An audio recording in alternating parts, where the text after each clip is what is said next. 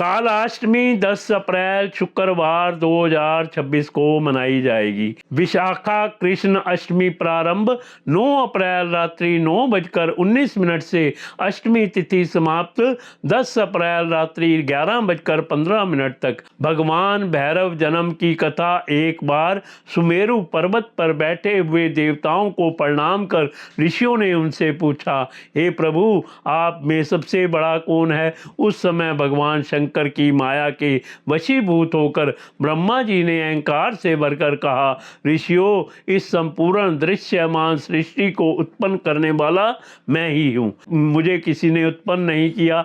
मैं ही सर्वशक्तिमान हूँ। मैं ब्रह्मा हूँ। ब्रह्मा जी के ये अहंकार पूर्ण वचन सुन भगवान नारायण के अंश ऋतु को क्रोध आ गया। ऋतु ने कहा, ब्रह्मा जी, आप अज्ञानता वर्ष ये वचन कह रहे हैं। संपूर्ण संसार का पालन करता मैं नारायण का अंश हूँ, अतः स्वयं को बड़ा समझने की भूल मत करो। दोनों वेदों के पास गए और पूछा, आप हमारे संदेह का निवारण करो। हम में से बड़ा कौन है? यह सुन विचार कर ऋग्वेद ने कहा, जिससे सबका जन्म हुआ है वे एकमात्र रुद्र ही सर्वशक्तिमान है। यजुर्वेद ने कहा, जिनका ध्यान ऋषि मुनि निष्दिन करते हैं वे एकमात्र शिव ही हैं। सामवेद ने कहा, जिसके प्रकाश से संपूर्ण विश्व प्रकाशित है। योगी जन जिनका ध्यान लगाते हैं, सारा संसार जिनके भीतर है वे शिव ही हैं। अथर्ववेद ने कहा, जो अपने भक्तों पर अति शीघ्र प्रसन्न हो जाते हैं, उनके सभी कष्टों को हर लेते हैं, वे भगवान शंकर ही हैं।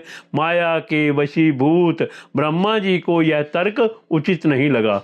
वे अत्यधिक विचलित हो गए। तभी एक घटना घटी। ब्रह्मा जी के मस्तक से एक दिव्य ज्योति उत्पन्न हुई। उस ज्योति से उत्पन्न पुरुष को देखकर ब्रह्मा जी का 5वां मस्तक अत्यंत क्रोधित होकर बोला, तुम कौन हो? तभी वह बालक रूप में परिवर्तित हो गया और रुदन करने लगा। तब ब्रह्मा जी ने यह जानकर कि ये बालक मेरे तेज से उत्पन्न हुआ है, यह वरदान दिया कि तुम मेरे मस्तक से प्रकट होकर उत्पन्न हुए, इसलिए तुम्हारा नाम भैरव होगा। तुम में संपूर्ण विश्व के भरण पोषण का सामर्थ्य होगा। तुमसे काल भी भयभीत होगा। इस कारण तुम्हें काल भैरव के नाम से भी जाना जाता है।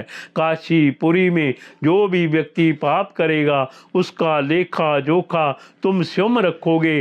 चित्रगुप्त काशीवासी का लेखा जोखा नहीं रखा करेंगे। ब्रह्मा के वरों को ग्रहण करने के बाद भैरवनाथ ने ब्रह्मा जी के 5वें सिर को काट दिया, क्योंकि उसने शिव जी की निंदा की थी। ब्रह्मा जी का सिर काटने के कारण उन्हें ब्रह्म हत्या का पाप लगा। तब ब्रह्मा जी को अपने अपराध का ज्ञान हुआ और ब्रह्मा जी ने शिव जी की आराधना, विष्णु भगवान ने भी शिव जी की स्तुति की। तब भगवान शिव ने प्रसन्न होकर ब्रह्मा जी विष्णु भगवान को अभय वरदान दिया। ब्रह्मा जी ने भैरवनाथ को आज्ञा दी कि तुम मेरे 5वें सिर को हाथ में लेकर भिक्षा याचना करते हुए भक्तों के कष्टों को हरो और ब्रह्म हत्या के पाप का प्रायश्चित करो। ब्रह्म हत्या के पाप के कारण लाल वस्त्र धारण की हुई भयंकर स्त्री भैरवनाथ के पीछे दौड़ने लगी। तब भगवान शिव जी ने भैरवनाथ से कहा कि आप काशी चले जाएं और वहीं पर काशी के कोतवाल बनकर रहें। भैरवनाथ जी ने वैसा ही किया और काशी पहुंचकर ब्रह्मा जी का सिर हाथ से छूट गया और भैरवनाथ ब्रह्म हत्या के पाप से मुक्त हुए। जिस स्थान पर ब्रह्मा जी का कपाल गिरा वह स्थान कपाल मोचन के नाम से विख्यात हुआ। ऐसी मान्यता है कि मार्गशीर्ष की अष्टमी तिथि को भैरव जी ने ब्रह्मा जी के अहंकार का नाश किया था। इसीलिए इस दिन को भैरव अष्टमी के नाम से जाना जाता है। जो भी भक्तजन इस दिन भैरवनाथ की उपासना करते हैं उसकी सभी मनोकामनाएं पूर्ण हो जाती हैं।